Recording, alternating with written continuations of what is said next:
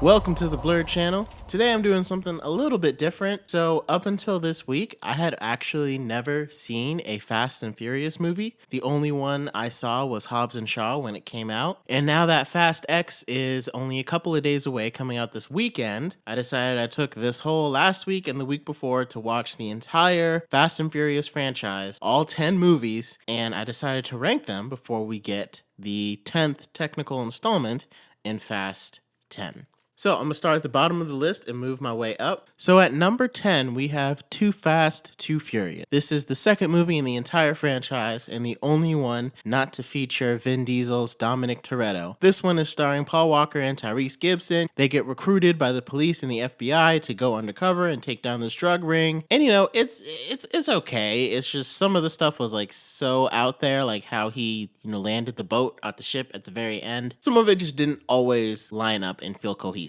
And I think without Vin Diesel's character and without all the other characters, you kind of lose the family aspect. And that's literally the number one thing that this series relies on. It's street racing and then family. You didn't really get much of the family from this movie. Next at number 9, and this one's kind of almost tied with number 8. I just have it just a little bit lower, just the tiniest bit, is Fast and Furious. And that's the fourth one. That comes after Tokyo Drift, and it brings Paul Walker and Dominic Toretto back together trying to take down this drug lord. Now, in this one, Paul Walker's actually an FBI agent. In the first one, he goes from being a cop, then he commits a federal crime, so he's on the run. So the cops recruit him in the second one, and then I guess he did a good job taking down that drug lord that the FBI decides to recruit him, which doesn't really make a whole lot of sense. I don't feel like the FBI would recruit someone who committed a felony not that long ago and have him working on the same cases that led him to commit the felony. But it was a cool way to kind of bring everyone back together, and this movie definitely needed to happen for the other ones to land the way that they did. But I think even like Letty's death was kind of the driving force behind Dominic Toretto's character throughout the whole movie. And it was done pretty well, and I kind of thought that she was dead, but I think in hindsight, they probably wouldn't have gone that way because they realized how vital Michelle Rodriguez's character is to the entire franchise. I don't know if they were planning on going into a 10th movie when they did this one, and if they were, maybe they wouldn't have done her death. I think they just kind of wanted to put a bow on it, potentially. Not really sure. And then, of course, at the end, Paul Walker breaks the law again by breaking Dominic Toretto out of jail on a prison transport. I did like that Toretto finally had to answer for his crimes because, at the end, the judge was still like, hey, took down a drug lord, great, but you're still a criminal. Now, the maximum sentence is kind of intense, but I'm sure Toretto felt like he seemed like he was still trying to find his family. Like they were all kind of gone and scattered. He hadn't really started building it yet. So I think this one was actually a really good way to start building everything back up because the first 3 movies kind of left it all scattered. So next we have the Fast and the Furious Tokyo Drift. This one, they basically plucked like a country southern boy out of Alabama and put him in Japan in the drag racing scene, which was a very interesting choice. The best thing about this movie is definitely Han and his character. Obviously there's lots of plot inconsistencies and stuff, and the classic trope of the girl who's dating the villain,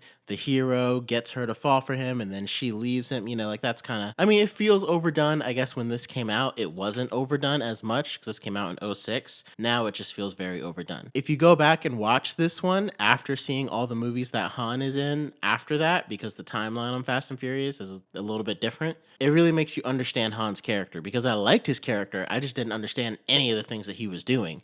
And obviously I don't think they had this plan to like build him up through the sequels and have that refresh onto his character now.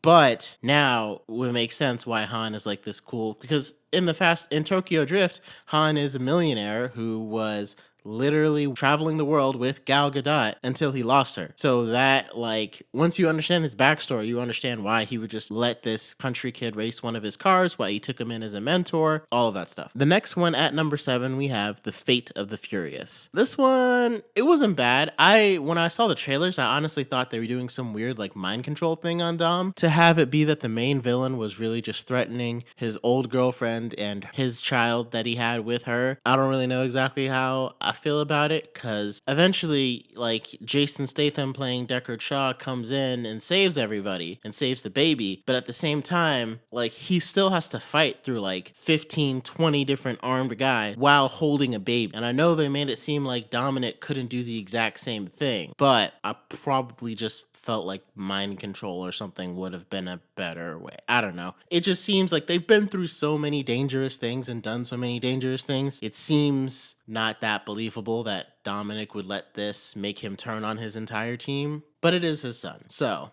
at number 6, we have F9, The Fast Saga. This one introduces Dominic Toretto's brother, played by John Cena, as Jacob Toretto. This one introduces Dominic Toretto's brother, played by John Cena, as Jacob Toretto, who's kind of the villain. It also reintroduces Cypher from The Fate of the Furious and brings in a new, like, rich benefactor guy. I feel like this one was all right. I mean, it's just, like I said, the action kind of gets over the top. To me, I kind of find it hard to believe that, like, Dominic would have let himself believe that his brother killed his father after all of these years. Like, didn't sit down and think to once, like, I guess he went to prison for nearly beating a guy right after. But even once he got out, not even one conversation to figure out what exactly happened. Instead, just doing a race to make his brother go away forever. I don't know. Maybe they didn't always have a great relationship. You know, the classic, like, oh, you were in my shadow kind of thing. I didn't exactly, like, latch onto that idea set. And then, of course, when you have Deckard Shaw already going from bad guy villain to good guy, this one kind of feels like they're just redoing that because John Cena gets betrayed by them and he started as a bad guy and now he's a good guy. You know, it's like,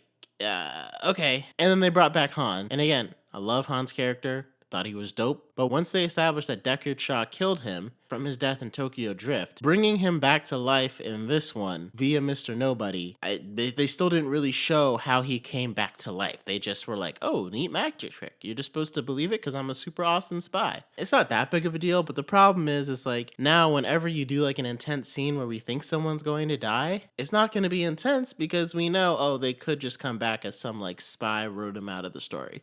Now these aren't going to go on forever, but like I said, to have Han come back, to have Letty come back, it's like anyone that dies, I'm not really worried because it's like you can just change the story so that way they didn't die because you've already done that multiple times. At number 5, I have the absolute original one, The Fast and the Furious. When I saw this one, I had no idea. Like, the fact that Paul Walker was an undercover cop was super surprising. Like, it blew my mind because I knew Paul Walker was a part of the story and the franchise, but I didn't realize he was that big of a part of it. You know, I thought he was just like a member on Dominic's team and he's this young kid trying to prove himself.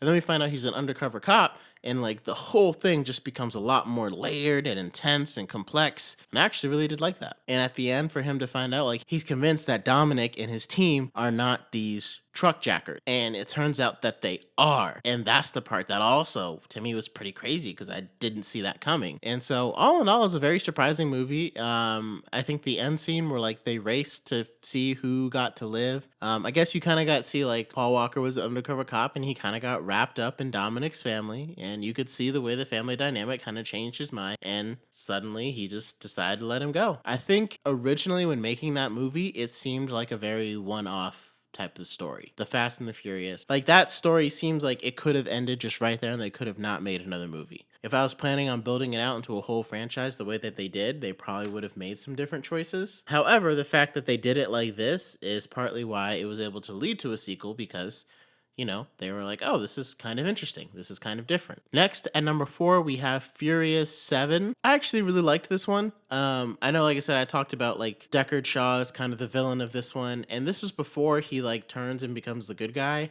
So, him being so angry over his brother and everything, you know, it created a good villain. God's Eye introducing Ramsey, she was a cool character. Really having everybody together, working together. They had Hobbs, you know, Letty, Mia, and of course, this is one of the most emotional movies because while they were filming it, Paul Walker passed away. So it led to an amazing song, you know, See You Again by Wiz Khalifa and Charlie Puth. Still love that song. And it really was a beautiful movie, especially the tribute that they were able to do at the end. Yeah, I thought it was really good. I actually enjoyed it. Again, some of the feats that they do, like in some ways, the Fast and Furious movies remind me of the Transformers because you got to remember you're here for the action, not necessarily a coherent story or plot. But the difference is Fast and Furious also works on its characters, and they do a pretty good job of that, of like building out their characters and making sure that they're well fleshed out, which is not something Transformers can say that they do.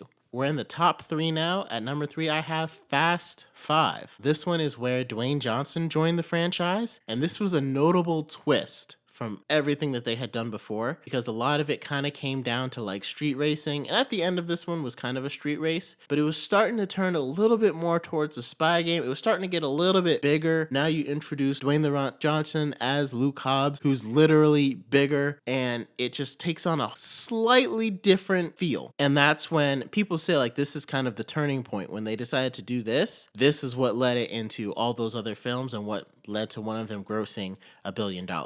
And after Fast and Furious, I'm kind of surprised that this one even like came out, but it did, and I'm glad that it did, because introducing Hobbs was a very big part of the Fast and Furious series. And I feel like for most people, most of the movies that Hobbs is actively in are at the top of their list. And I don't necessarily know if I just like him as a character or I like Dwayne "The Rock" Johnson or the storytelling around it, but movies that he's in, they're towards the top of my list. Next, at number 2, most people are probably not going to agree with this, and that's perfectly fine. This is more like personal choice for me.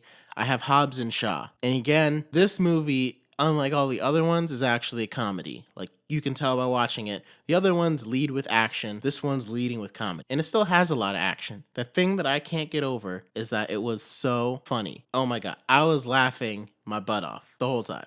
And the second time I watched it, and the third time I watched it, it was hilarious. Once you saw guys like Ryan Reynolds and Kevin Hart come in, you knew, okay, this is a comedy. You know, like you already kind of knew. It was very interesting to make it around Hobbs and Shaw, especially because Shaw was such an intense villain who literally killed one of the team members, and they don't really address that ever, even though his death was faked. Like, he still technically killed Han, and that was the plan. So that's a little interesting. I don't know if that's something to blame on the Fate of the Furious or on this one, but I don't know. That's the movie that turned him from a bad guy to a good guy, and that led to this movie. Obviously, Idris Elba is fantastic in anything that he is in. But like I said, to me, just the banter between them, I just could not get over how funny it was. Do I expect 2 grown men to really have conversations like this? No, but it was a comedy. And to me, if you're going to make a comedy, make it funny. And that's what they did with some good action, thoroughly entertaining. That's all I can really say about it. For me, at number 1, I have Fast and Furious 6. And this is after watching most of them like back to back. And this was the one where I really felt like everything was coming together. After they did that job in Fast 5 and like they all got their 100 million, like once we got to Fast 6, this kind of turned them all from like criminals who aren't as bad as other criminals into like heroes, from building their own team to like actually taking down like a bad person to give them full pardons for all their past crimes. And I really like, I could feel myself getting excited when they were building the team, right? And that's what made me put this one here. Like in Fast 5, it was kind of exciting to see them build the team, and that's why it's number 3. But in Fast and Furious 6, I can't explain it all the way. It was just a slightly different feeling to know that they're putting their team together, take down this guy, and you know, Hobbs is involved and he wants them to do this. It was just cool. And then, like I said, the action, of course, there's some stuff that's always over the top. That's what you're going to get with Fast and Furious movies. But I can say this one was the one that gave me that excited feeling while I was watching it for seeing everybody come back together. And I thought Luke Evans was actually fantastic as Shaw, and he plays a really good villain. Fingers crossed that he's going to get to play Sinestro in the DCU, but, you know, that's another topic. And so that's why I actually have Fast and Furious 6 at my top. I'm going to drop a review when it comes out this weekend. I'll let you guys know what I think. Drop your comments. Let me know how would you rank the Fast and Furious movies. And until next time, Blurts.